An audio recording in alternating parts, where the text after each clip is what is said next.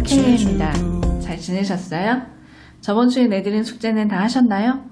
성극기 5장 열심히 잘 하셨으리라 믿고요. 혹시 숙제 검사가 필요하신 분들은 제 메일로 보내주시면 제가 검사도 해드릴게요.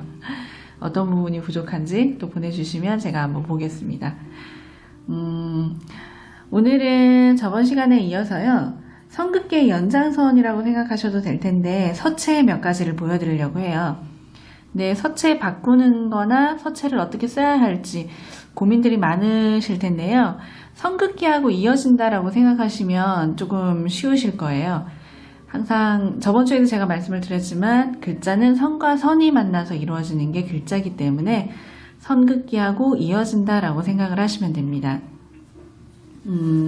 제가 지금 보여드릴 거는 살랑살랑거리는 살랑채 느낌하고요. 그 다음에 펄럭펄럭거리는 펄럭채 느낌 두 가지를 보여드릴 텐데, 이 서체 이름은 제가 그냥 임의적으로 붙인 거예요. 제 글씨에다가. 이거를 이제 쓴다라고 생각을 하시면 되는데요. 손의 느낌을 잘 보세요. 그리고 살짝 팁을 드리면, 서체 바꾸거나 서체 결정하기가 힘드실 때 의성어 의태어 연습 한번 해보세요. 그러면은 거기에서 이제 서체가 조금 바뀌면서 다양한 서체가 나올 수 있을 거예요. 제가 쓸 때 이 손의 움직임 느낌 한번 잘 보세요. 살랑살랑을 쓸 때 제 손의 느낌.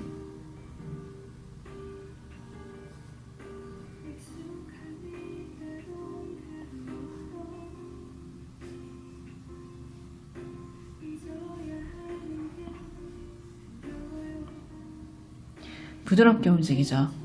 그리고 살랑채를 쓸 때는 가급적이면 붓끝을 세워서 쓰시면 돼요. 붓을 세운다 생각하시고 힘을 최대한 빼고 너무 굵은 선이 나오지 않게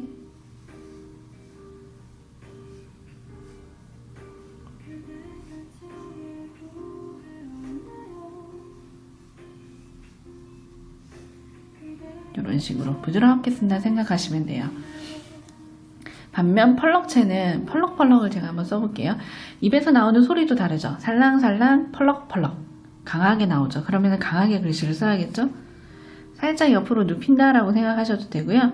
선 자체에 힘이 들어가고 스피드감이 생겨요.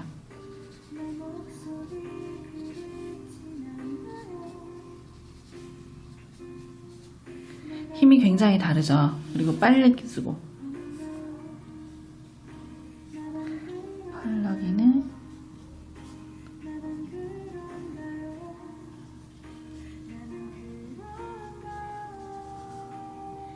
살랑거리는 느낌으로 썼을 때와 두 가지 느낌이 굉장히 다르죠.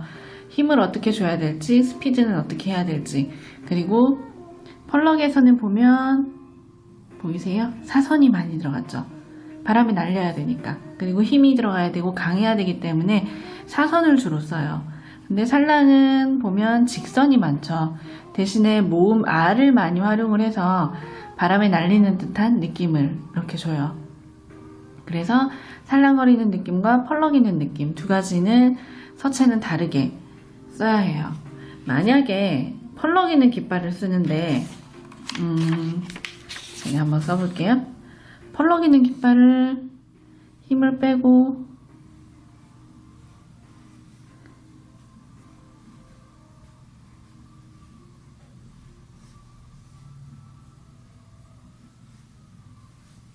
살랑채 느낌으로 썼어요. 이 느낌과 같은 글씨지만, 같은 문장이지만 이 힘이 들어간 펄럭이는 깃발 두 가지 느낌이 굉장히 다르죠. 그래서 서체를 여러 가지를 쓸 수 있으면 이렇게 문장에 따라서 느낌을 다르게 해서 글씨를 쓸 수 있어요. 이게 처음에는 조금 어렵겠지만 선연습 꾸준히 하시고 많이 연습해 두시면 이런 느낌의 글씨가 나와요. 그래서 힘을 빼고 힘을 주고 이런 느낌 잘 기억하시고요. 근데 또 반대로 살랑이는 바람을 쓰는데 펄럭채 느낌으로 쓰는 거예요. 힘을 많이 주면서.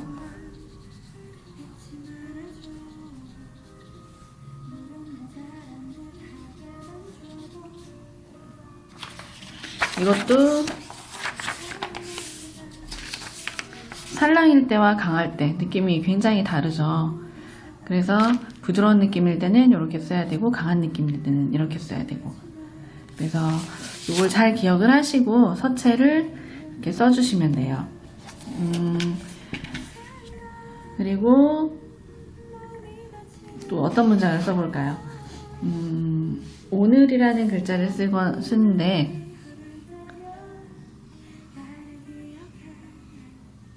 부드럽게 썼을 때와 강하게 펄럭체 느낌으로 느낌이 다르죠. 수고했어 오늘도 할 때는 요런 오늘로 쓰면 예쁠 거고, 오늘도 힘차게 이렇게 쓸 때는 이렇게 강하게 쓰면 좋을 거고. 그래서 어떤 문장을 쓰는지에 따라서 느낌을 조금씩 다르게 해보시면은 문장이 예쁘게 잘 나올 거예요. 자, 제가 수업 시간에 가끔 하는 건데요. 꽃길을 쓸 건데, 꽃길.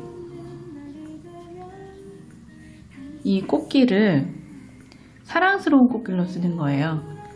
이제 사랑하는 사람과 같이 걸어가면 너무 행복할 것 같은 길. 그러면 부드럽고 사랑스럽게 써야겠죠.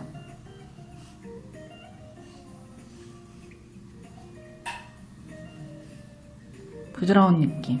그리고 선이 위로 살짝 휘면서 신나는 느낌도 들어요. 이것도 끝도 날카롭게 끝나지 않고 위로 살짝 올라가고, 길도 발랄하게 위로 올라가고, 이런 느낌 주시면은 글자의 느낌 자체가 상당히 많이 달라져요. 그리고 또 하나, 두 개 다 받침이 있는 글자죠. 꽃하고 길하고. 초성, 중성, 종성, 초성, 중성, 종성, 이렇게 세 가지로 이루어진 글자예요. 그런데 이걸 왜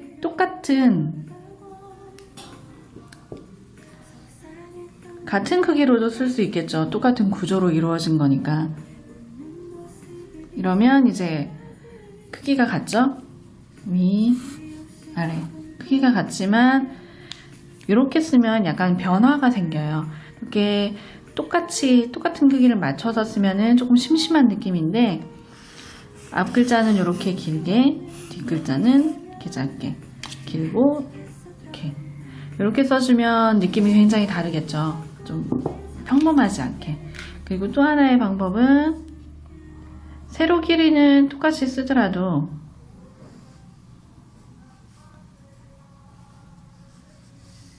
이렇게 해주면 좌우로 나가는 형태가 되죠.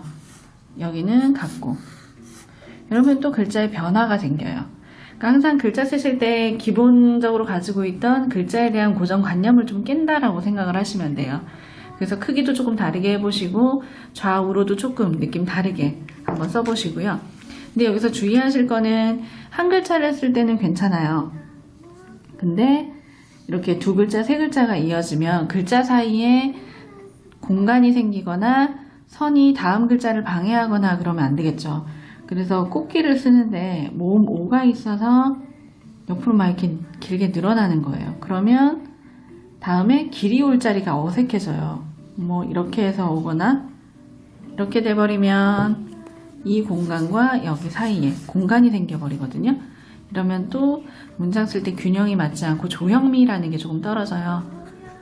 조형미라는 게 떨어지기 때문에 이 공간은 가급적이면 없애도록, 그래서 요 선은 없애고 길게 강조를 해줄 거면 위에처럼 아무것도 방해받지 않는 앞쪽을 쭉 내주고 뒤쪽은 짧게 그렇게 끝내시면 돼요. 그래서 항상 쓰실 때 뒤에 오는 글자, 아래에 오는 글자, 위에 있는 글자, 앞뒤로 앞뒤 상하 좌우라고 해야 되나? 방해되지 않도록 주의하시면서 글자를 써주시면 돼요. 얘기를 하다 보니까 서체에서 단어까지 들어갔는데요. 우선 기억하실 거는 내가 쓰고 싶은 단어의 느낌, 그리고 글자를 쓸 때도 다음 글자 방해받지 않도록 어떻게 글자를 구성할지, 그리고 기존 쓰던 딱딱한 그대로 정형적으로 갖춰져 있는 이대로 글씨를 쓰지 않고 어떻게 조금 변화를 줄까, 이런 느낌 맞춰서 글씨를 써보시면 돼요. 그러면 오늘은 여기까지 이제 해서 끝내고요. 다음에 조금 더 자세하게 알려드릴 텐데요. 오늘 여러분들이 하셔야 되는 숙제는 제가 또 숙제를 내드릴게요. 지금 잠깐 보여드리는 이 펜은 마카예요. 마카인데 이것도 나중에 한번 써보시면 되게 재밌을 거예요. 꽃길이라는 글자를 조금 형태를 바꿔서 재미있게 써보는 거예요. 아까 제가 썼던 것처럼 사랑스러운 꽃길,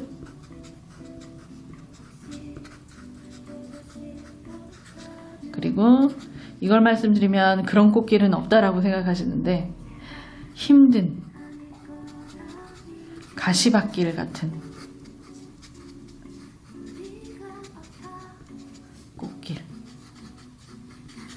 요 두 가지를 한번 해보세요. 이거를 뭐 살랑채로 쓰고 펄럭채로 쓰고 그렇게 해도 느낌이 달라질 거고, 굵은 선을 사용하거나 가는 선을 사용하거나, 그 다음에 천천히 쓰거나 빠르게 쓰거나, 여러 가지 선들을 조합을 해서 글자를 한번 만들어 보시고요. 구성도 뭐 꽃을 더 크게 쓴다던가 길을 더 크게 쓴다던가, 그 다음에 좌우로 강조를 한다든가 조금씩 느낌을 다르게 해서 글자를 한번 써보시면 됩니다. 그러면 이런 식으로 해가지고, 저번에 어느 분이 아이디를 까먹었어요. 숙제를 내드리니까 좋다 그러시더라고요. 뭔가 할 게 있는 것 같다고. 그래서 이렇게 해서 한번 써보시고요. 다음에는 또 다른 서체로 제가 조금 더 깊게 그리고 다양한 서체 보여드리면서 설명을 드리겠습니다. 오늘도 수고하셨습니다. 즐거운 글씨 써요.